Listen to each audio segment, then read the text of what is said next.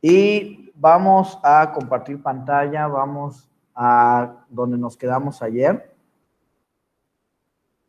que estuvimos hablando de la educación al inicio de un poquito de lo que viene siendo lo prehispánico, cuando estaban los españoles, luego cuando nos independizamos, en el porfiriato, y nos estábamos quedando en la parte de lo contemporáneo. Les decía que lo contemporáneo, pues vamos a hablar de los 1900 hasta lo más reciente. Lo último que les dije es que lamentablemente la educación en México no avanza demasiado debido a cuestiones políticas, a que cada presidente que entra, sin importar que sea del mismo partido que el anterior, le quiere meter mano a reformas educativas y no se le da continuidad a las reformas anteriores o a las propuestas anteriores, por lo que ya que se está logrando un avance, llega un nuevo presidente y jala, quita lo anterior. Y México tiene mucho retraso en lo que viene siendo calidad educativa, ¿no? Sobre todo en sus niveles básicos. No es para que se desanimen, es para el contrario, para que se motiven y le echen más ganas, ¿no? Y que ustedes sean la salvación de México. También entre estos cambios políticos es que cambian constantemente al titular de la Secretaría de Educación Pública a nivel nacional o incluso a nivel estatal, y entre estos cambios y demás comienza todo un relajo, no hay continuidad, y el no tener continuidad hace que no avancemos. ¿Está claro esto, chicas? Sí, maestro. Sí, maestro. Excelente, pues vamos a continuar con el día de hoy. Les dije, si logramos avanzar bastante, pues lo dejamos en 2 sesiones. Si no, buscamos en qué espacio la próxima semana programamos una tercera.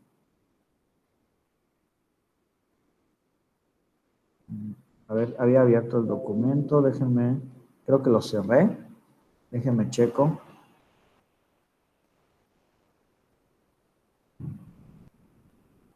Sí, creo que lo cerré. Voy a abrir el documento, lo tenía por acá. Ah, no, miren, aquí está. Muy bien. ¿Lo alcanzan a ver, chicas? Según yo puse compartir pantalla. Que me confirmen con audio. Sí, maestro, sí se ve. Excelente. Muy bien. Nos quedamos exactamente en esta parte, que es lo que les acabo de mencionar.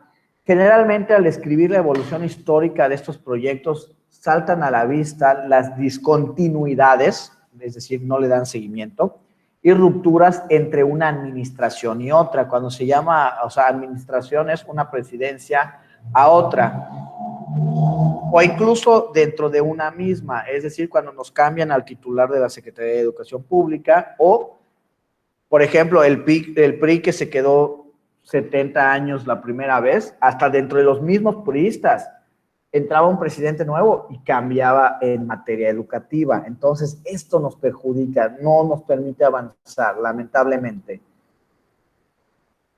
Ok, vamos a hablar de los proyectos educativos a lo largo de la historia contemporánea, es decir, de 1900 hasta la fecha. Tenemos los proyectos que se describirán para analizar la evolución de la educación básica en cada uno de los siguientes proyectos. Tenemos el proyecto de educación nacionalista y el proyecto de educación rural. Voy a regresar ahorita a lo que viene siendo, bueno, acá se explica. Acá primero vamos a ver cuáles son y ahorita les voy a hablar de cada uno de estos.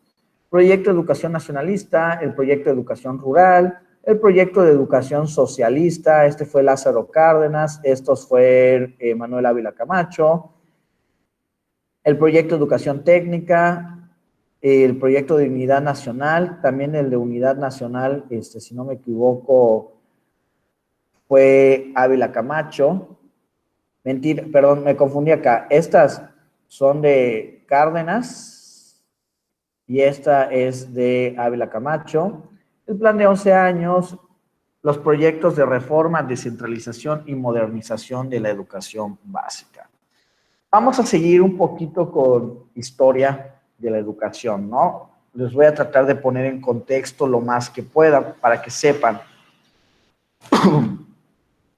El proyecto de educación nacionalista dice, a partir de este proyecto se estructuró el actual sistema educativo nacional. Bajo sus principios y orientaciones se desarrolló la educación básica. Fue José Vasconcelos, primer secretario de Educación Pública, quien impulsó y promovió el proyecto de educación nacionalista.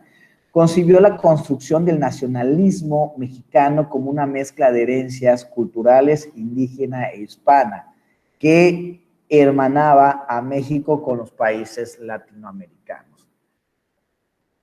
Uno de los objetivos de la educación, o lo que tiene que estar implicado en la educación, es el adoctrinamiento.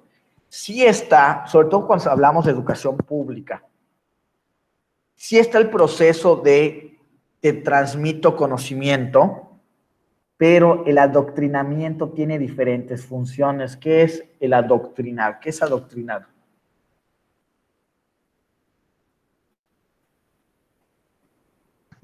Inculcar como creencias o ideas de pensamiento.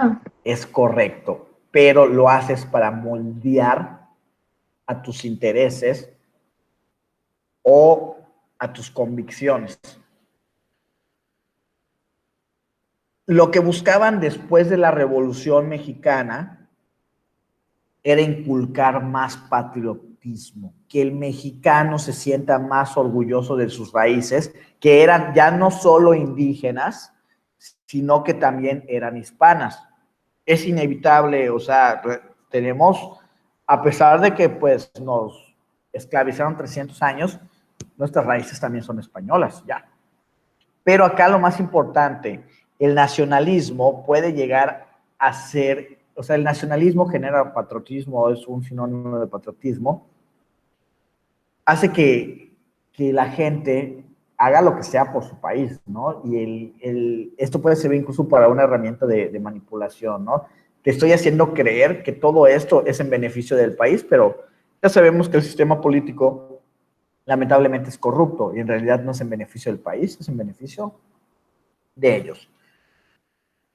El adoctrinamiento también sirve como un control de masas. Te doy la educación pública gratuita, pero también eso me sirve para mantenerte en un estado en el que yo necesite y me convenga.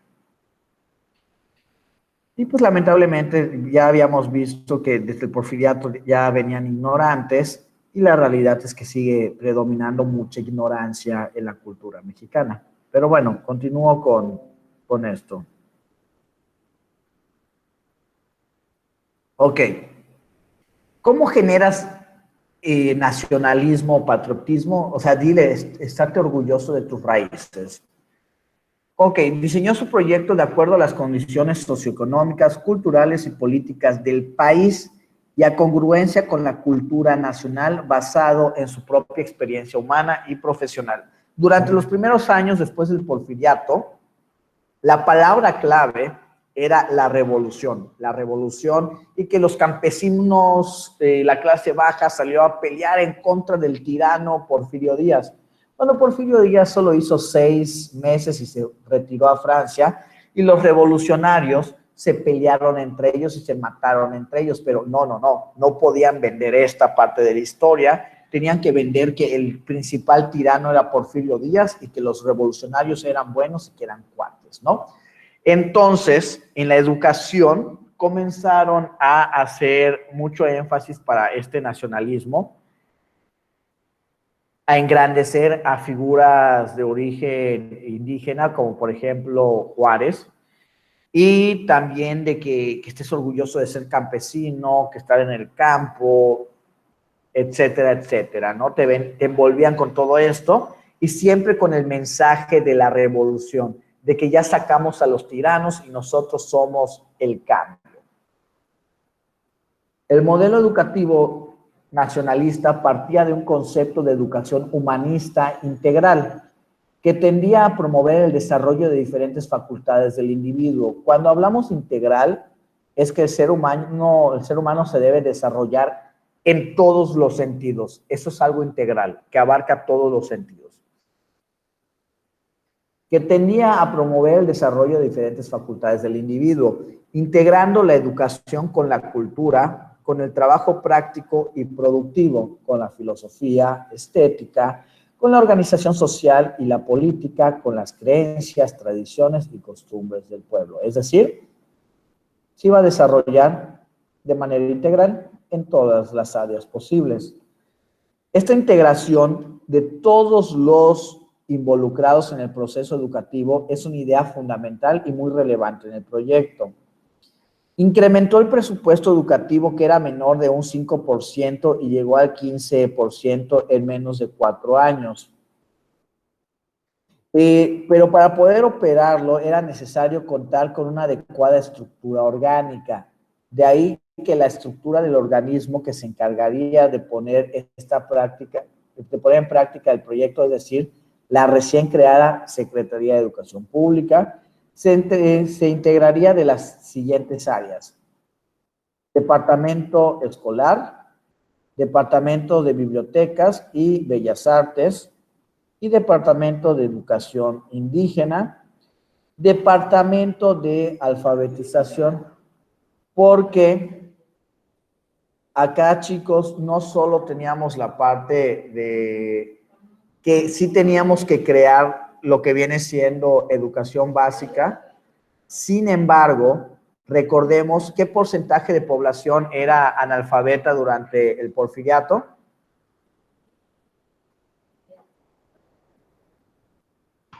95%. 95. Entonces, acá el reto de la educación no era comenzar a educar a los niños nada más.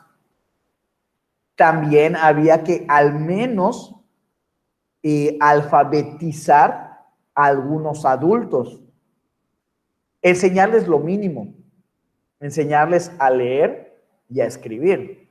Hasta la fecha hay adultos que son analfabetas. Entonces, no solo era comenzar con la educación básica, sino que también comenzar a alfabetizar a los que se pudieran, para comenzar este retroceso del daño que nunca se puso en práctica, o sea, que nunca se comenzó a pelear o a reducir. Entonces, no solo la educación básica, sino también alfabetizar. Las líneas de acción y estrategias del proyecto nacionalista de Vasconcelos lograron orientar el desarrollo de proyectos subsecuentes, es decir, surgieron más proyectos. Tal es su influencia que actualmente se ha tenido que volver de una u otra manera al espíritu nacionalista y humanista de su fundador. En la educación pública, chicos, siempre va a estar el nacionalismo. Recuerden algo, esto es un principio mercadológico, pero pues yo también soy mercadólogo, tengo una maestría en marketing político. Nada es gratis. Si te están dando un libro de texto gratuito, es porque no es gratis, se espera que tú seas el producto. Así que el nacionalismo sirve también para la manipulación de masas. ¿Y cómo te genero manipulación? Pues lo hago a través de textos. Van a decir que el maestro Wilber es muy paranoico y que cree en muchas teorías de conspiración. Ok. Muy bien, muy bien, muy bien. Acá tenemos proyectos de educación rural e indígena que va de 1924 a 1942. Acá pasaron varios presidentes, hubo una pequeña dictadura también, que fue de Plutarco Elías Calles, que se le conoce como el maximato a su pequeña dictadura, y también entra la presidencia de Lázaro Cárdenas del Río y la de Manuel Ávila Camacho. Tenemos la labor de Vasconcelos para llevar educación a las poblaciones indígenas y rurales más apartadas del país. Fue valorada posteriormente por el secretario de Educación Pública, José Manuel Piuc Casarruán, y el subsecretario Moisés Sáenz. Por primera vez se concibió la educación indígena como un fenómeno integral, que no solo requería de la participación del sector educativo, sino que también del sector agrario y de la salud, y fue producido por otras reformas sociales y políticas. La escuela rural sustentaba sus fines teórico-metodológicos en los siguientes principios. Organizar la enseñanza y aprendizaje de acuerdo al nivel intelectual o madurez de los alumnos. ¿Qué es lo que pasaba en los primeros años de cuando ya se iba a estructurar la educación básica, y sobre todo básica en las comunidades indígenas? No es como que, a ver, vamos a comenzar la educación pública, pero solo con primer año. Y ya estos que pasen a primer año, vamos a pasarlos a segundo y así. No, no, no. Tenían que comenzar un sistema más violento o abrupto, agresivo, una estrategia más agresiva para impactar más. Entonces, los niños analfabetas que ya estaban avanzados de edad, los comenzaban a agrupar con niños de otras edades, porque lo importante era esta parte de la alfabetización para que ya pudiese, se les pudiese educar en otras áreas. Entonces, a eso se refiere, los tenían achocados por diferentes niveles. ¿Qué es lo que hacían? Buscaban la manera de medir su conocimiento para saber en qué nivel ponerlos, para saber si ya estaban avanzados o no. Entonces no era por años o grados, sino por lo que sabían. Ok. Lo mismo pasaba con los profesores. Se buscaba no organizarlos por nivel, sino por actividades y por qué pudiesen aportarle a los chicos. No estaba tan estructurado como el sistema de hoy. Evaluar y dar seguimiento, pues obviamente esto es parte de la función hasta la fecha de los docentes. Las asignaturas que se impartían a los niños debían centrarse en la acción de la agricultura y las industrias regionales. Es decir, la educación en esta parte seguía siendo para el campo, pero cómo se pudiesen ver beneficiados en el contexto en el que van a crecer. Asimismo, se destaca de manera extraordinaria la herencia pedagógica que dejará la escuela rural mexicana, cuyos principios han permeado de una u otra manera los diferentes proyectos educativos. Como parte de sus líneas de acción, se han integrado los proyectos de educación popular y promoción social destinados a la población indígena o en condiciones de marginación social y económica. Vamos a pasarnos a este apartado. Acá se los puedo súper resumir sin necesidad de tener que leer tanto. Aquí, chicos, entró el primer presidente que tuvo un sexenio, que es el presidente Lázaro Cárdenas del Río. Lázaro Cárdenas venía de haber sacado otra dictadura que era el Maximato, que era una dictadura diferente a la de Porfirio Díaz, duró menos tiempo, pero Plutarco Elías Calles, que se proclamó el jefe máximo de la revolución, por eso se llama Maximato, había creado un partido, que era el Partido de la Revolución Mexicana. Perdón, era PNR, Partido Nacional Revolucionario. Y a partir de ese partido, él era el presidente de México y presidente del partido. Cuando él sale del poder, él asignaba a los siguientes presidentes, pero los manipulaba, ponía a alguien que pudiese manipular. Y se creó una pequeña dictadura, la cual Plutarco Elías Calles pretendía continuar con Lázaro Cárdenas y lo pone al poder, pero Lázaro Cárdenas le dice las cosas no son así y lo manda al exilio. En resumen, ¿qué es lo que pasa con Lázaro Cárdenas? Que Lázaro Cárdenas del Río era socialista, que es sinónimo de comunista. ¿Alguien me puede decir en qué consiste el comunismo y quiénes son las principales figuras del comunismo?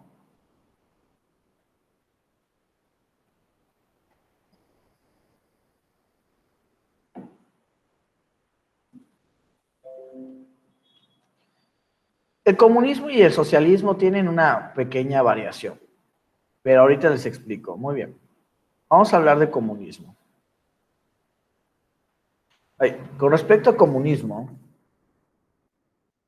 es una ideología principalmente impulsada por Karl Marx, quien era un filósofo, periodista, pensador alemán, que estaba en contra de... El comunismo es una doctrina político-económica. Y pues Karl Marx comienza a hablar de comunismo porque había otra doctrina que sigue existiendo, política económica, llamada capitalismo. El capitalismo consiste en generar capital, es decir, dinero. La principal función del capitalismo es conseguir dinero, dinero, dinero, aprende algo de dinero hasta que, o sea, no importa la manera, no importa agotar recursos, pero ¿qué es lo que pasa? Solo unos cuantos se ven beneficiados a través de la sobreexplotación de los obreros. Lo importante es generar más capital, que es dinero. Luego entonces, pues a Karl Marx no se le hacía justo y comienza a hablar de una doctrina político-económica un poquito utópica, en donde dice que se debe buscar el bien común de todos los ciudadanos. De ahí surge el comunismo. Es decir, cada ciudadano debería tener una función en la sociedad, buscar el bien común, y ya que se tenga el bien común, dividir en partes iguales. Y más o menos de ahí surge el comunismo y también el socialismo. ¿Qué es lo que pasa? Los mensajes son casi los mismos y en teoría lo que se busca es el bien de la sociedad y que tenga la igualdad y los mismos derechos, oportunidades. Pero dicen que es algo utópico porque nadie lo ha logrado, es una fantasía. El problema es que cuando ya muchos políticos o líderes políticos han utilizado mensajes socialistas para llegar al poder y luego lo convierten en una dictadura. Y es cuando se convierte en un comunismo, donde un único poder o una única persona tiene el poder absoluto y se dividen en teoría los bienes en partes iguales, pero en realidad no es así. A la clase baja le dividen todo igual, mientras una clase militar se lleva la ganancia, ¿no? ¿Qué es lo que pasa cuando Lázaro Cárdenas gana la presidencia de México? Dice abiertamente que era socialista y comienza a cambiar el sistema educativo para que sea un sistema educativo socialista. Acá en específico lo que buscaba era que se dieran lecturas y pensamientos para inculcar este tipo de lecturas. O sea, se daban lecturas para impulsar este tipo de pensamiento socialista. Esto quiere decir que les ponían lecturas de este pensador alemán, Karl Marx, de Engels, de Lenin, que era un soviético, etcétera, etcétera. Fue muy criticado porque el socialismo y el comunismo pues estaban muy mal vistos. Y de igual forma, porque el mundo estaba a punto de estallar en una segunda guerra mundial, donde los villanos de la historia predicaban ideologías comunistas o socialistas. Entonces fue muy criticado por esto. Pero pues lo que buscaban principalmente era poner este tipo de lecturas. Entonces les ponían lecturas de Karl Marx y de Lenin y les hablaban de la Revolución de Octubre en la Unión Soviética. O sea, les ponían lecturas soviéticas. Hasta acá está claro. Dime, Andrea. Maestra, es que ya me surgió una duda, solo es para aclarar. O sea, Dime. el socialismo es cuando quieren que todo sea parejo en la sociedad y así, ¿no? Mira, Y el comunismo es lo contrario, o sea, como que sí lo intentan dar, pero no es de la misma manera, sigue siendo injusto. mira, es que lo estoy haciendo con mis propias palabras para que lo puedan entender. México es un sistema capitalista. El capitalismo te lo pueden vender de una manera sumamente preciosa, donde cada quien puede generar sus propias oportunidades. Y digamos que el que es pobre porque quiere, ¿no? Pero el capitalismo te dice, cualquiera puede ser rico. Entonces, acá cada quien se abre camino. Y pues las empresas sobreexplotan personas, recursos y demás, porque el objetivo acá es generar capital. El comunismo, cuando comienza a hablar Karl Marx de comunismo, pues es buscar una sociedad de bienestar común para todos, que todos tengan igualdad y demás y todo, de condiciones y shalala, la, la, la, la, la, la. Lamentablemente, muchos se colgaban este tipo de mensajes, llegaban al poder y se ponían en una dictadura y ya no se salían del poder. Por eso decían que es algo utópico. El socialismo, digamos que es un término medio, sí permite que exista. Acá en el comunismo, las empresas le pertenecen al gobierno, son monopolios del gobierno y el gobierno te da todo y controla todo.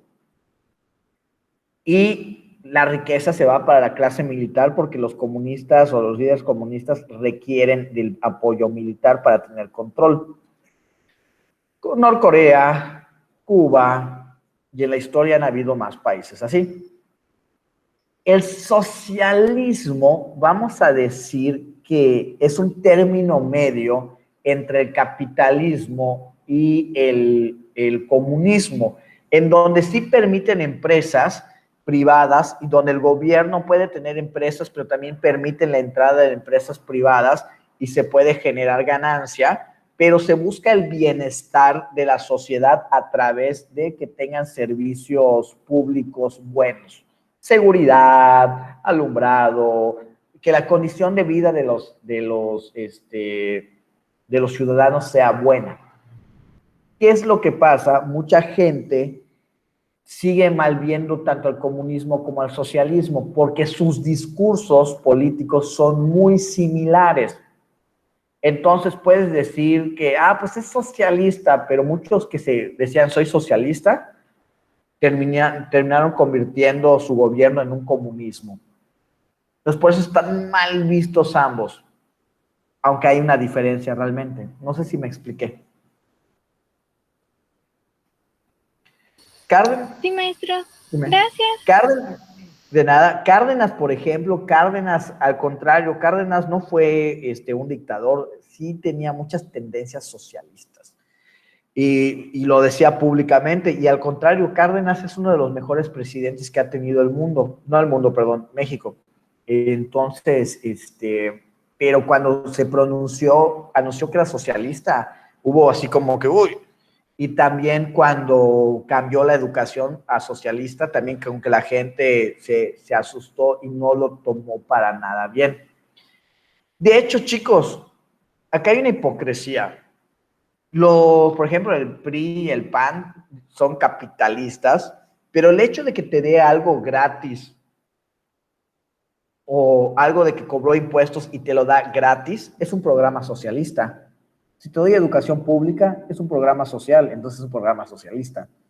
Si te doy seguro médico, es un programa socialista. El hecho que recaude fondos y haga programas sociales es una estrategia socialista, pero no les gusta decir la palabra socialista porque la gente se asustaba en ese entonces porque el socialismo y el comunismo estaban vistos como algo negativo. Por ejemplo, la ideología nazi es nacionalsocialista. La Unión Soviética pues eran comunistas y así sucesivamente. Era hablar de socialismo o hablar de comunismo en ese entonces era hablar del diablo casi, ¿no? Entonces, con Cárdenas la gente se asustó cuando quiso poner lectura de la revolución rusa, que luego se convirtió en la Unión Soviética y demás. Acá habla en específico de quiénes son las figuras y todos los cambios que hubo. Vamos a saltarnos esto, me interesa más el concepto.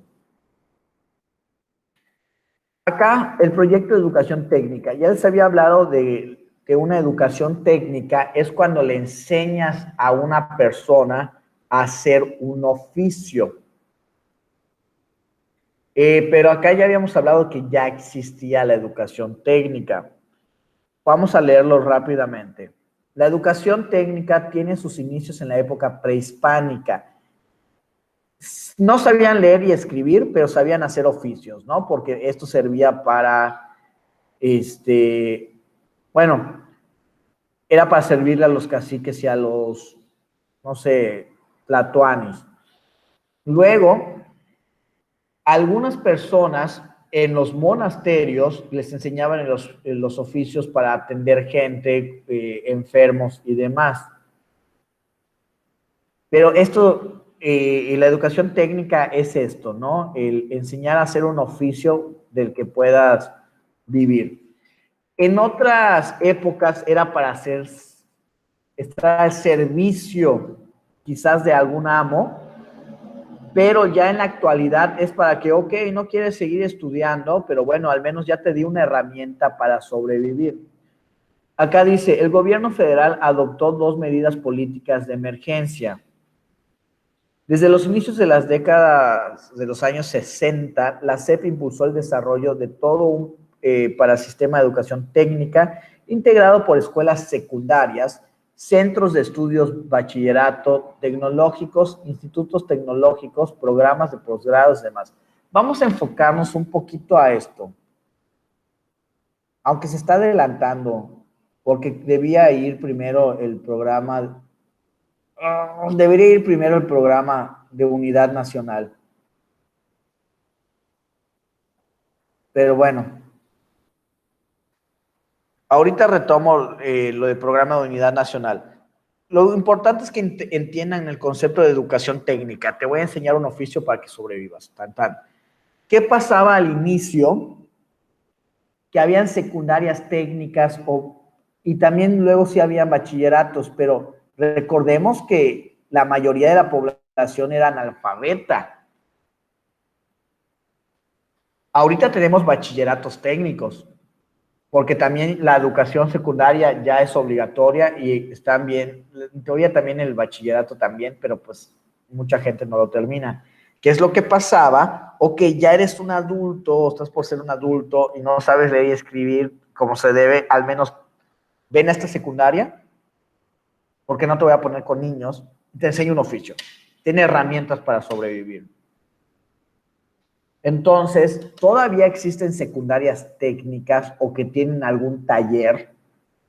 Por ejemplo, antes yo recuerdo, antes de que las computadoras tuviesen más auge, taquimecanografía, dibujo técnico, electricidad.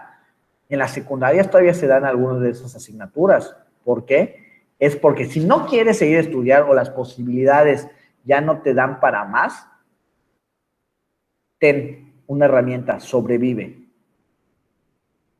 Lo mismo con los bachilleratos técnicos. Esto ya lo habíamos hablado. Entonces, acá para poder avanzar, sería que acá habla de qué tipo de escuelas y acuerdos. Acá solo les pediría que ustedes le den un repaso. Vamos al proyecto de unidad nacional. Acá se hablaba mucho de unidad nacional porque ya había estallado la Segunda Guerra Mundial y México tuvo una pequeña participación en esto. Y pues el mensaje era, el mensaje era que teníamos que estar unidos como país. Incluso hablando del contexto histórico, les había dicho que Lázaro Cárdenas había mandado al exilio a Plutarco Elías Calles. Lo que hizo Ávila Camacho es que mandó a hablar a todos los expresidentes de México que seguían vivos para generar una estrategia ante la Segunda Guerra Mundial, porque México se vio implicado porque Alemania nos hundió unos buques. Entonces, para seguir con este mensaje de unidad nacional, hasta trajo del exilio ¿cómo les dije que se llamaba? Acá tengo el nombre, pero se me fue. A Plutarco Elías Calles. Y hasta hizo que se sentara casi al lado de Lázaro Cárdenas. De igual forma, en lo que viene siendo la unidad nacional, tuvo una propuesta educativa. Ávila Camacho decía que si tú sabías leer y escribir, tenías la obligación patriótica de enseñarle a leer y a escribir al menos a una persona. Y se te daba una cartilla que cuando ya comprobaras que le enseñaste a leer y escribir a una persona, te la sellaban. E incluso esta persona a la que se le enseñó a leer y escribir tenía también la obligación patriótica de enseñarle a otra persona a leer y escribir. Esto hizo, obviamente no acabó con el analfabetismo, pero redujo en un 10%. Digamos que del 95% que había del porfiriato, ya estaban como en el 85% de la población, que entre el 85 y el 80% de la población era analfabeta. Sí, era una muy buena idea, pero pues tampoco hubo continuidad. Esto era el proyecto de Manuel Ávila Camacho, que fue presidente después de Lázaro Cárdenas del Río. Ok.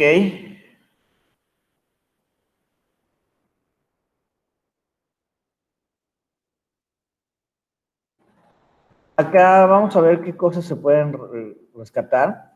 Acá dice el establecimiento de las bases de la infraestructura para la industrialización del país, tanto el sector público, social y privado. Como Estados Unidos se unió primero a la Segunda Guerra Mundial, Estados Unidos nos vendía varios productos, pero comenzó a vendérselo a Francia e Inglaterra, que lo necesitaban para enfrentar a Alemania, y llegó un punto en el que ya no le estaban vendiendo a México, por lo que nosotros comenzamos a crear estos productos que Estados Unidos nos vendía y tuvimos un auge en la industrialización. De hecho, llega el punto en el que Estados Unidos ya no se da abasto y Estados Unidos comienza a solicitarnos que nosotros les vendamos productos. Acá algo muy importante, chicos, la educación, sobre todo la educación universitaria, la educación profesional, siempre va a girar en torno a las necesidades del país. Por ejemplo, hace 15 años, la carrera de nutrición no tenía tanto auge.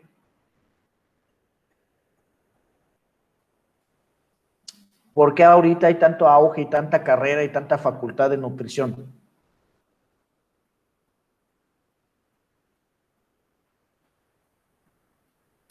Porque la sociedad quiere verse bien. No necesariamente, no es por querer verse bien, es por salud. Por salud. México está entre los primeros lugares de obesidad. Y la obesidad, a su vez, trae enfermedades crónicas, como por ejemplo, infartos, diabetes, enfermedades del corazón, etcétera, etcétera. ¿Qué pasa? Si el país necesita industrializarse, entonces se empiezan a abrir universidades de ingenierías. Eso para que tengan la noción. Cuando se abren nuevas carreras o se impulsan nuevas carreras o de las que ya están, se abren más facultades, es acorde a las necesidades políticas y económicas o sociales de México. Entonces, si estamos hablando que durante la presidencia de Ávila Camacho se impulsó la industrialización, pues obviamente si potencializaron carreras con respecto a esto. De igual forma, como les decía, Estados Unidos nos comenzó a pedir que les mandáramos víveres, pero no tenían dinero porque ellos se involucraron primero a la Segunda Guerra Mundial. Ávila Camacho dice que se los iba a dar a crédito siempre y cuando les redujera la deuda, les redujera un 40% de la deuda externa de México, y de igual forma que nos enviara tecnología de diferentes áreas. Les estoy poniendo el contexto histórico para que sepan cómo funciona la educación. Todo lo que me esté saltando, chicas, perdón, porque hoy no vino ningún chico, les pediría que ustedes le den una revisada también rápida, porque si los tardo mucho en ponerlos en el contexto histórico, y ahí me puedo llevar bastante, ¿no? Con respecto al Plan Nacional, siguieron otros presidentes con algunas de estas ideologías. Sin embargo, la parte de la cartilla, el sellar la cartilla, lo dejaron de hacer, pero su sucesor fue Miguel Alemán Valdés.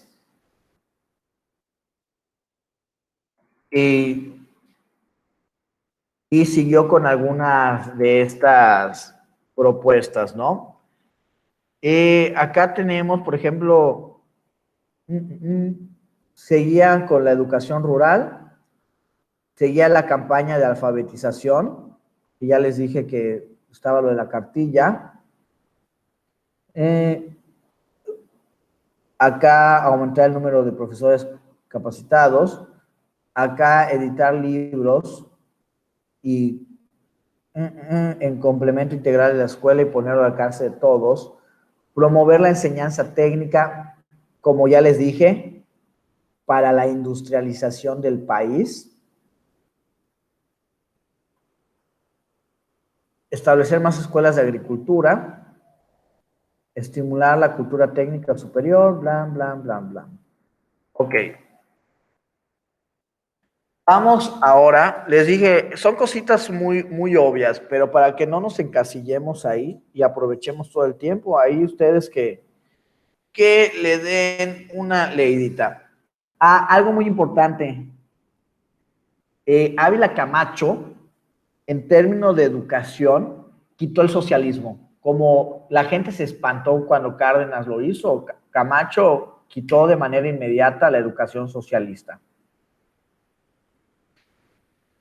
E incluso, acá el problema con Camacho es que dijo abiertamente que era católico, y ustedes pueden decir, bueno, ¿esto qué tiene que ver?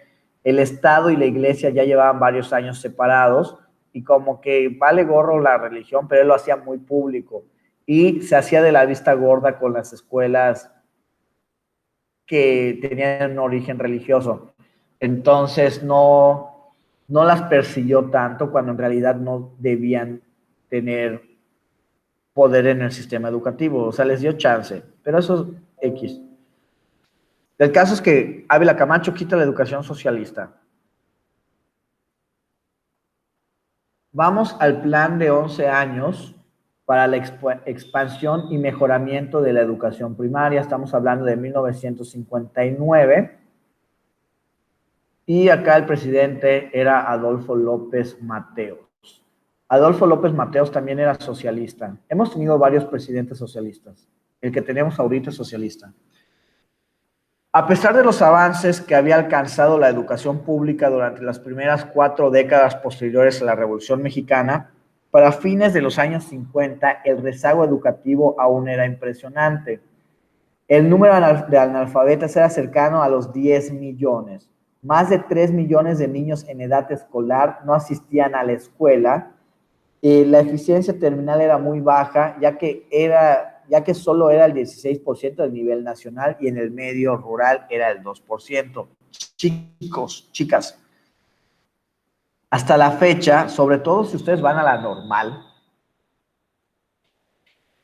y presentan para una plaza o un contrato, posiblemente los manden a un poblado de manera inicial. Puede que tengan registrados 30 alumnos, no lo sé, y que de repente solo vayan 18, solo vayan 20. ¿Por qué? Porque lamentablemente en la ignorancia, muchos padres dicen, no me sirve que vayas a la escuela, eres más productivo acá. O sea, todo esto en tiempos modernos, en pleno 2021, bueno, 2021 no, por evidentes razones de la pandemia, pero sigue pasando y va a seguir pasando. Pati, dime. Pero eso solo pasa como que en los pueblitos, ¿no? O sea, A eso me iba con que los... con comunidades. Ajá, Es sí. que en términos técnicos, sobre todo cuando ya estés leyendo documentos oficiales, comunidades se les dice, o municipios, pero sí. De que prefieren trabajar, prefieren que sus hijos estén trabajando, estén trabajando desde niños. O sea, dicen, la educación no te va a servir de nada.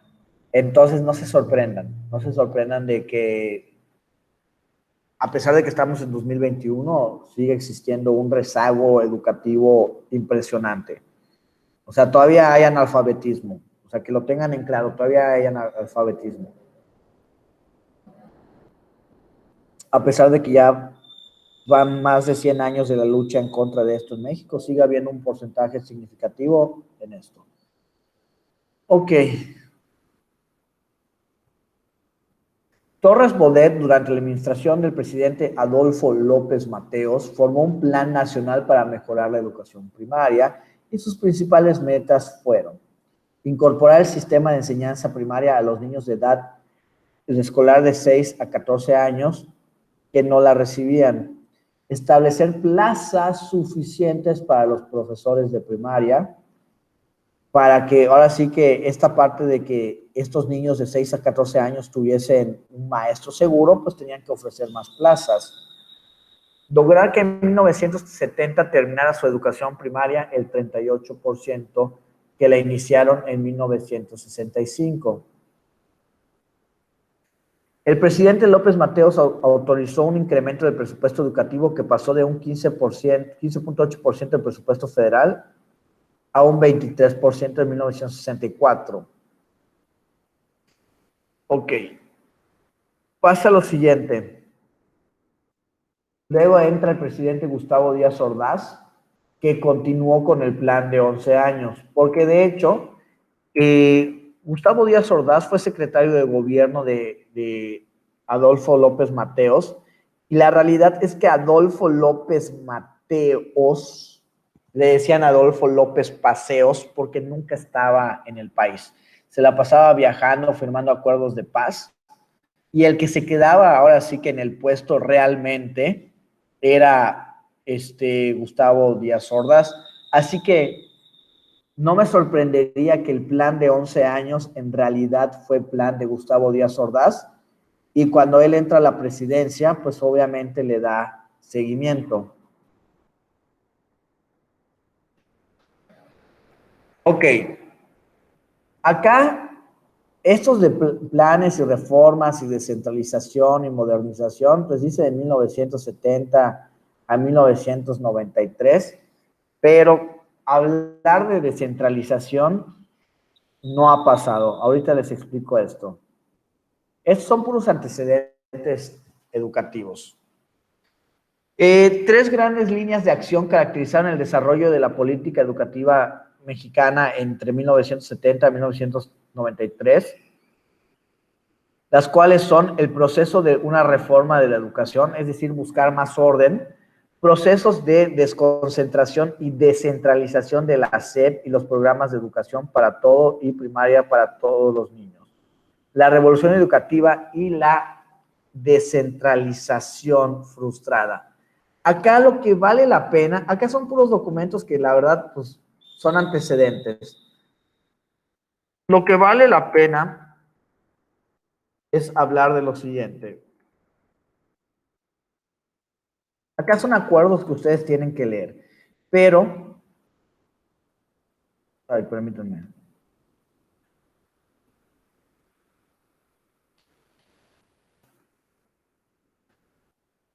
Vamos a hablar uno de los principales males de la educación en México.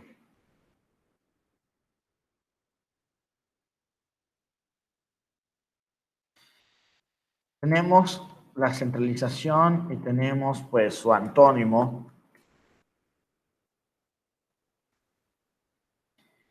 la descentralización. Tenemos, chicos, chicas, lo siguiente. El sistema educativo mexicano está centralizado. ¿Qué quiere decir que está centralizado?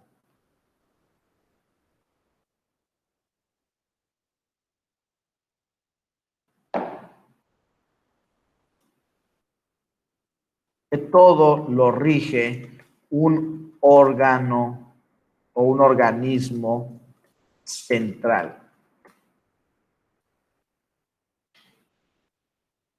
Todas las decisiones tienen que pasar por un organismo central. Que en este caso, ¿quién es el organismo central? En educación básica, media, ¿quién es el organismo central? La Secretaría de Educación Pública. Es correcto. Por ejemplo, si ustedes están en la UADY, su certificado lo tiene que tramitar también la SEP. La UADY le tuvo que pedir permiso en su momento, permiso a la SEP. También hasta cuando ustedes tienen una licenciatura en la UADY, la SEP se ve involucrada en el proceso del trámite. Es el organismo central. El problema acá no es la UADY. El problema son las escuelas, hasta las privadas obviamente le rinden cuentas a la SEP. Pero cuando hablamos de lo que viene siendo, ¿cuáles son los problemas? Que es un organismo central y que su matriz, cuando hablamos de matriz en términos empresariales, que es su base principal, su centro de operaciones, ¿en dónde creen que esté su principal centro de operaciones? ¿En qué estado de la República?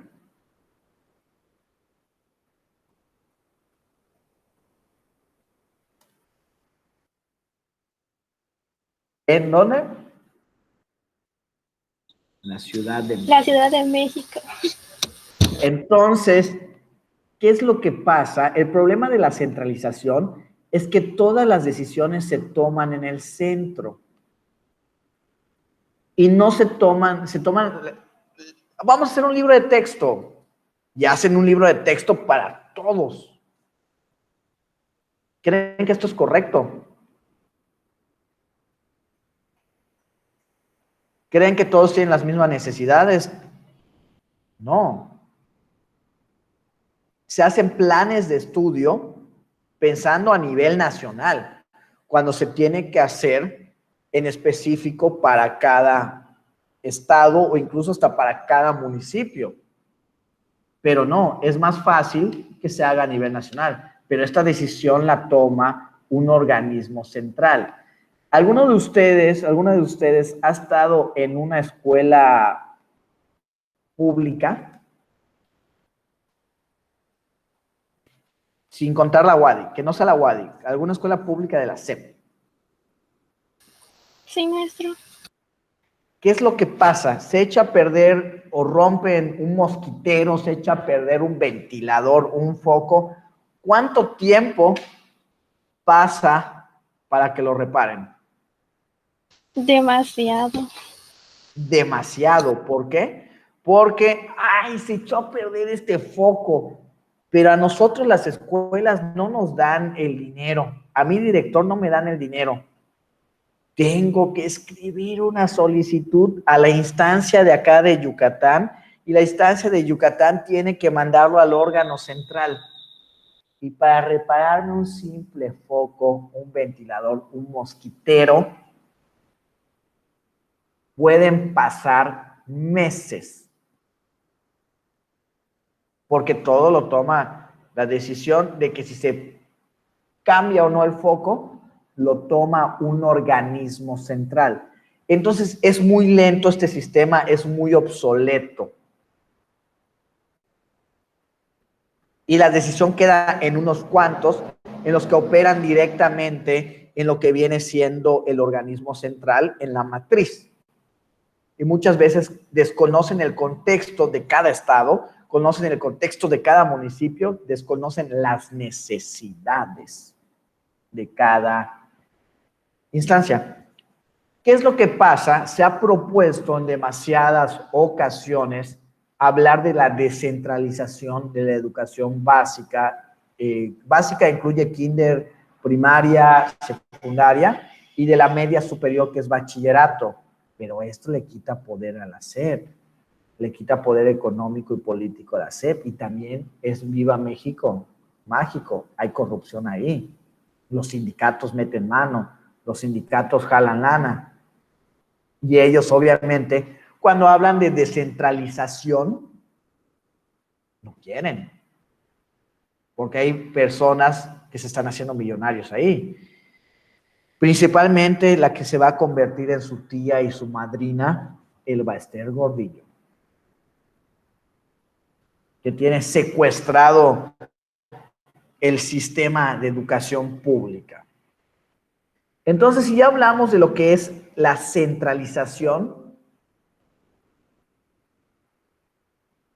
¿qué es lo que buscaría la descentralización? Que ya las decisiones, ya no todo lo rija el órgano central, que ya no todos los libros sean impuestos por la Secretaría de Educación Pública a nivel nacional. ¿Qué es lo que se busca con la descentralización? Obviamente, siempre le vas a tener que rendir cuentas a un organismo. Pero se le debería dar más, acá está la palabra clave, autonomía a cada institución, y darle su propio presupuesto. Por ejemplo, la UADY se puede decir que es una institución descentralizada. De autónoma tiene el nombre nada más porque recibe presupuesto federal. ¿Pero por qué es autónoma? Porque a cada escuela de la UADY se le da un presupuesto, ya sea semestral o anual, tanto prepa 1, prepa 2, prepa 3 y cada universidad. ¿Qué es lo que pasa? Sus directivos toman las decisiones. Sus directivos deciden cuándo hay que cambiar el plan de estudios, cuándo hay que renovarlo, cuándo hay que actualizarlo. Sus directivos deciden en qué se va el presupuesto que se les da. Obviamente lo tienen que justificar, porque si no lo justifican los directivos, pues pueden sacar y demandar a la persona del puesto. Obviamente, cada facultad tiene que rendir cuentas a la rectoría de la UADY, y la rectoría de la UADY tiene que rendir cuentas a las personas que le están dando un presupuesto. Pero con esto, cada directivo o cada escuela tiene autonomía y ya sabrá qué hacer con los presupuestos o qué no hacer. Seamos sinceros. Si te dan a elegir a estudiar en, no sé, en un bachillerato público de la SEP o un bachillerato público de la UADY, ¿qué vas a elegir?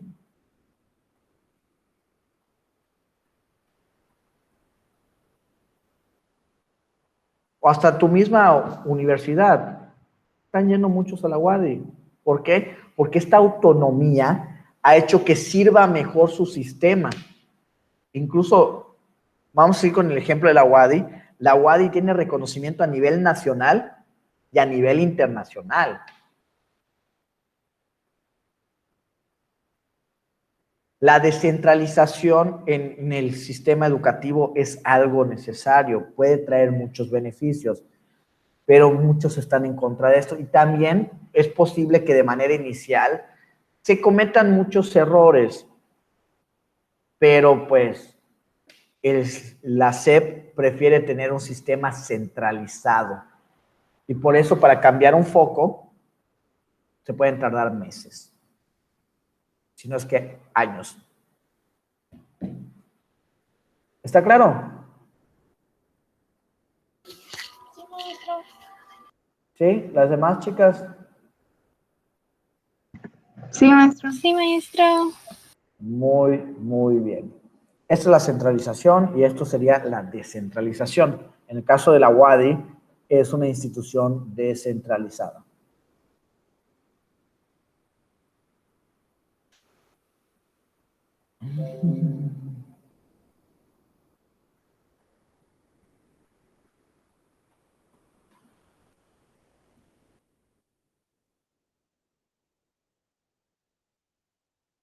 Todo esto, chicas, son acuerdos y antecedentes históricos. Vamos a avanzar un poquito más.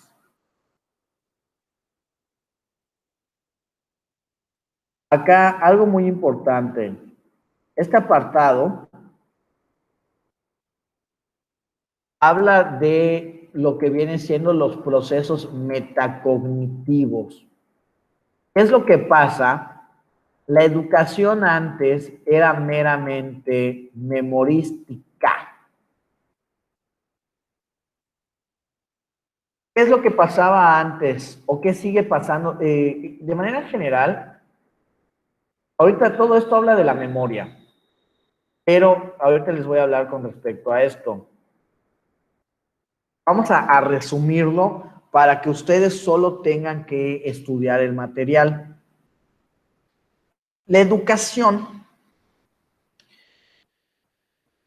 es meramente, bueno, en lo que viene siendo el sistema educativo básico, primaria, kinder, secundaria, pasa lo siguiente.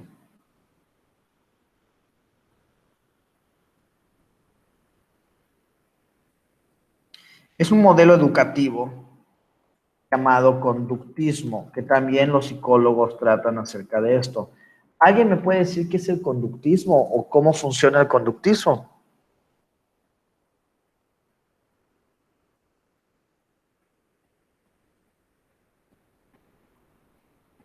Es cuando Dime. estudias la conducta de las personas, ¿no? Ay, ¿se escuchó? No sé. Es cuando moldeas la conducta de la persona a través de un reforzamiento positivo o negativo, llámese premio o castigo. Este moldeamiento de la conducta se puede utilizar en personas o en animales. Si tu perrito agarró, mordió un sofá y le das un chancletazo, ¿es un reforzamiento positivo o negativo?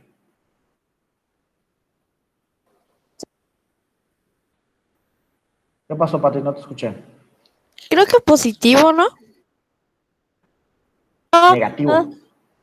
Sí, ya me acordé. Te estoy castigando. Te estoy golpeando. ¿Qué es lo que va a pasar? Posiblemente lo va a hacer una o dos veces más. Pero cada vez que vea la chancla, que dice el chancletazo, o sea, ya sabe que no lo debe hacer. El que hace la teoría del conductismo es Pavlov, que prácticamente dice que puedes moldear la conducta. ¿Qué es lo que hacía Pavlov? Pavlov tenía un perro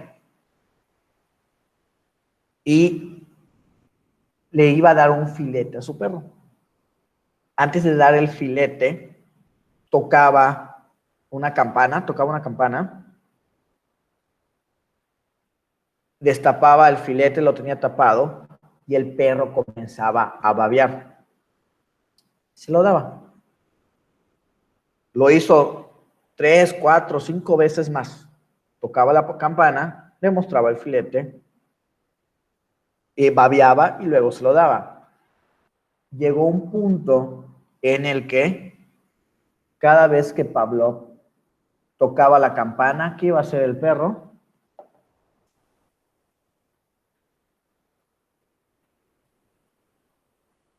Iba a Babear. babear. Es correcto. ¿Qué es lo que pasa en el sistema educativo mexicano a nivel básico, kinder, primaria, secundaria? Es conductista. Y no están, y quizás en ese nivel es necesario. Todo es a través de reforzamiento positivo o negativo para que hagas o dejes de hacer algo. Pero acá es más memorístico. Y no como porque te están pidiendo que lo hagas. Y acá no hay tanta comprensión. ¿Es bueno tener buena memoria? Sí. Pero lo importante en el aprendizaje, en el conocimiento, es aprender y comprender las cosas. ¿Qué es lo que pasa? En estos niveles te enseñan a seguir instrucciones, a ser memorístico, porque así es el conductismo. Se los voy a poner así de simple. Ay, te quedó muy bonita tu tarea, tu dibujito. ¿Qué te van a poner en tu frente? Una estrellita.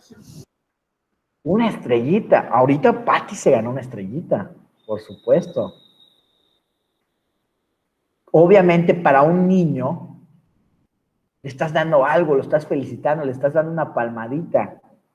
¿Esto es un reforzamiento positivo o negativo? Ese sí es positivo. Es positivo. ¿Y qué pasa? La primera vez que recibes una estrellita es como que ¡wow! Y como el niño o la niña se sintió muy bien al recibir esa estrella, la siguiente clase, ¿qué es lo que va a querer?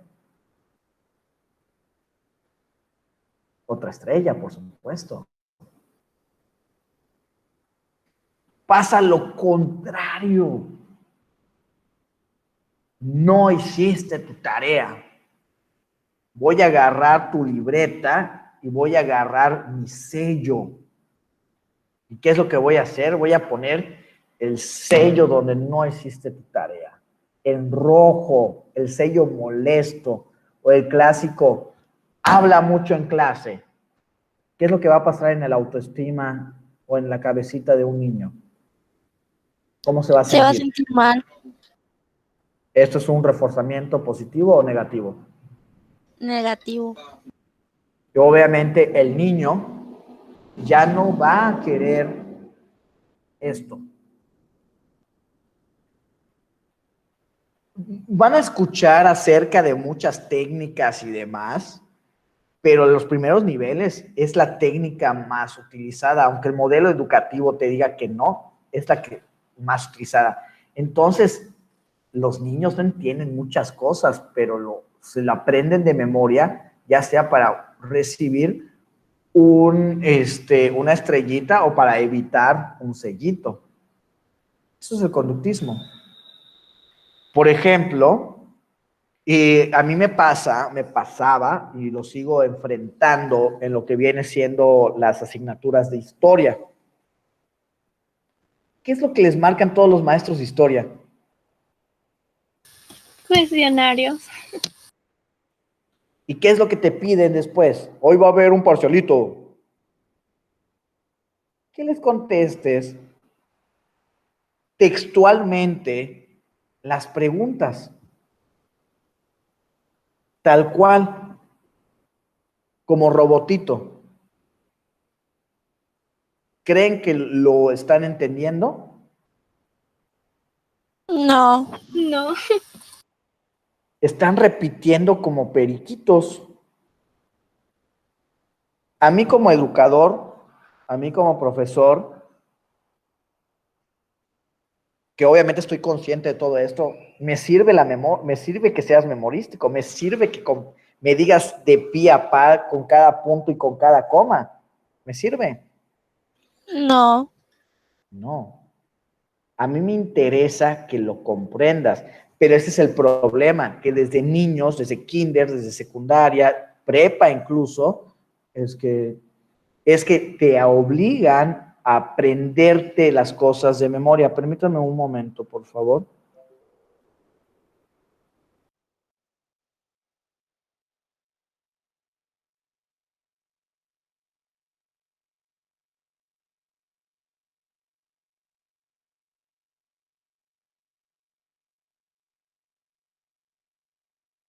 Ok, entonces, y van a ver, ya cuando estén trabajando de esto y demás, les van a decir, no, estamos hablando de un nuevo sistema educativo, de una nueva ideología, bla, bla, bla, bla, bla.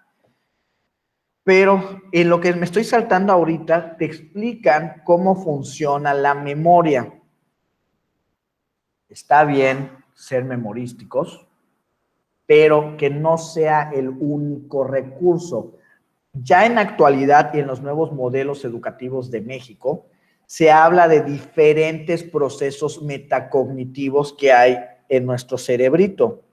Entonces, hay que tomar en cuenta a la hora de diseñar nuestras clases o diseñar nuestros exámenes que se abarquen los diferentes niveles metacognitivos. Que no solo, el nivel más básico metacognitivo es la memoria, es lo básico, porque solo vas a repetir como periquito. Y para el proceso de aprendizaje se requieren procesos metacognitivos más elevados. ¿Está claro esto? Sí, maestro. Entonces, lo memorístico caería en prácticamente el conductismo. Así que acá ustedes den una revisión. Y vamos a hablar acerca de lo que viene siendo la inteligencia. ¿Cómo medir la inteligencia? Vamos a ver. A ver, ¿qué es la inteligencia? La inteligencia, de latín, inteligencia, es la capacidad de entender, asimilar, elaborar información y utilizarla adecuadamente. ¿Qué es lo que pasa? Si somos memorísticos, ¿creen que ahí realmente hay inteligencia? No hay No. mucha. Se requiere entender, asimilar. El entender es, ok, lo comprendí. El asimilar es poder hacer manipulaciones mentales. Elaborar información sería generar tu propio juicio. ¿Qué quiere decir? Que puedas emitir tus propias opiniones. O incluso te doy una problemática y que te diga cómo la solucionarías. Eso es generar nueva información. Incluso hay información que le podamos dar un uso. También el poder hacer uso del conocimiento es parte de la inteligencia. Pero si nos quedamos en lo memorístico, no estamos haciendo ninguna de estas. Y de nada me sirve ser memorístico. Se define como la capacidad de entender el mundo, pensar en forma racional y emplear los recursos de forma efectiva que se enfrentan cuando se enfrentan desafíos. Es la capacidad para la actividad mental que no puede medirse de modo directo, se basa en habilidades, motivación, etc. Las primeras aportaciones. Los estudios pioneros de la inteligencia centraron su interés en los factores físicos que intervenían en la velocidad de respuesta a ciertos estímulos. Se trataba de medir la diferencia individual de los sujetos partiendo de la idea que de la inteligencia era de manera natural, genética, unifactorial y estable. Según así, el paradigma factorialista con destacados psicológicos como el londinense Francis Galton se basó en un concepto genetista de la inteligencia con clara influencia de Darwin, de Locke y Hume, quienes consideraban que la inteligencia era heredada. ¿Qué es lo que trata este texto, chicos, chicas? Perdón, olvido que solo están ustedes, señoritas. Desde hace muchas décadas se ha tratado de saber cuál es el origen de la inteligencia. Si es algo genético, si es algo que se puede desarrollar, si es algo innato o es algo nato, si es algo contextual ¿Cuáles son los diferentes factores? La realidad es que no hay una sola respuesta. Hay personas que pueden nacer con una inteligencia completamente nata. Sin embargo, hay personas que la pueden ir desarrollando. ¿Cómo vas a ir desarrollando tu inteligencia? ¿Cómo podemos ir desarrollando inteligencia? Estimulando el cerebro. Buscar más conocimientos. Si ustedes me preguntan si yo en lo que viene siendo bachillerato o secundaria tenía la misma inteligencia, por supuesto que no. Cuando comencé a trabajar, cuando comencé a leer, cuando comencé mi carrera, cuando luego terminé la maestría, me encantó estar conociendo y conocer más. Yo, si me preguntan si fue de manera innata, por supuesto que no. Fue adquirido. Fue si fue nato, ¿no? Fue adquirido. Porque fui estimulando y estimulando y estimulando y estimulando mi cerebro. El contexto, hay mucha diferencia entre las posibilidades de una persona rica o pobre, definitivamente también. Son muchos factores que pueden influir en el crecimiento y en el desarrollo de lo que viene siendo la inteligencia. Y se van a encontrar con diferentes autores que te van a decir diferentes cosas, que han hecho diferentes investigaciones, pero en realidad ninguno tiene la verdad absoluta. Acá dice que es el CI, es coeficiente intelectual o IQ en inglés. Binet dio la tarea de la construcción de una escala basada en la fórmula coeficiente intelectual y EM es edad mental. ¿Qué quiere decir esto? Que según tu edad, tú deberías tener un aproximado de lo que viene siendo el IQ o el coeficiente intelectual. Y también está otro factor que, ok, está la edad mental, perdón, ya me acordé. Es la edad mental y está la edad cronológica. Es decir, es la edad que tienes realmente y esto es la edad mental, es decir, el desarrollo realmente que tienes en tu cerebro. Porque puede ser, no lo sé, que tienes 70 años, pero nunca desarrollaste una edad mental. Tiene que haber un equilibrio, un balance entre la edad que tienes cronológicamente y la edad que tienes acá en tu cabecita. ¿Está clara esta fórmula? ¿Qué es lo que significan las siglas? Sí, maestro. Ok. CI, coeficiente intelectual, y EM, edad mental, SE, edad cronológica. Y vamos rápido a cómo se puede llevar a cabo la medición de inteligencia a través de pruebas que no son, es un examen como tal, pero por ejemplo se puede medir, ¿han visto las imágenes, cuando te proyectan imágenes y la de qué ves acá? Lo que viene siendo las secuencias de figuras que les han puesto en sus cursos también. Hay diferentes pruebas para medir lo que viene siendo la inteligencia. Acá Binet propone una, pero hay varias. Incluso si ustedes en su preparatoria tuvieron lo que viene siendo orientación vocacional, les pusieron algunas.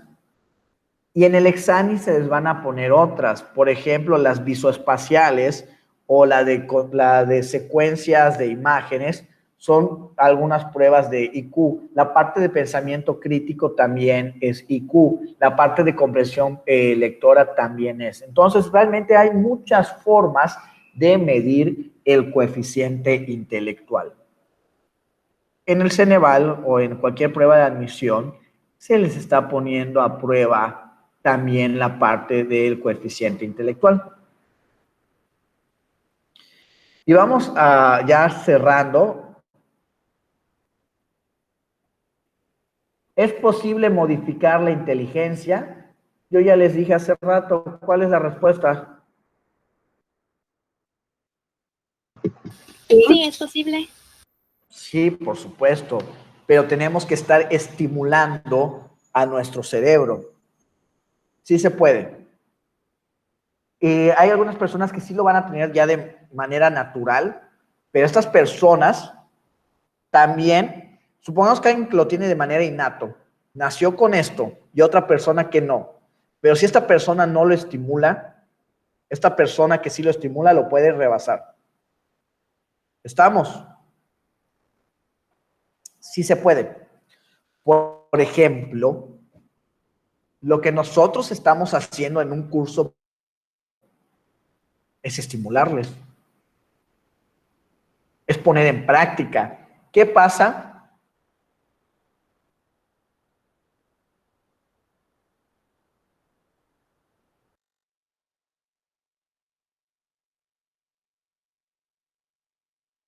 Ay, se fue un momento el internet. ¿Me escuchan? Sí, maestro. Sí, maestro. ¿Qué es lo que pasa? Ahorita, sobre todo, que ya llevamos un año en virtual, las personas que no han sido autónomas, las personas que solo dicen presente y se duermen, son personas que no están estimulando su cerebro, que puede que sean inteligentes, pero son flojitos y no son disciplinados. Ok, puede que seas inteligente, pero no estimulaste tu cerebro. Y ahorita las personas que han sido más activas, las que sí están estimulando y estimulando, van a tener mayor ventaja. Aunque una persona sea más, de manera innata sea más inteligente, si no lo estimuló, se va a quedar de calle. Entonces sí se puede modificar. Muy bien, chicas, faltaron 3 páginas. Ahí pues yo diría que ustedes las estudien. Es mero relleno. Lo que estaba haciendo es explicar lo principal. De todas maneras, si llegan a tener alguna duda y demás, con mucho gusto, pues podemos programar algo, o si puedo grabar una explicación o contestarte por correo, lo hago con mucho gusto, pero yo creo que con esto es suficiente. Muy bien. Vamos a dejarlo hasta acá, chicas. Que tengan un excelente puente. Nos vemos. Gracias, maestro. Hasta luego. Gracias, maestro. Hasta luego.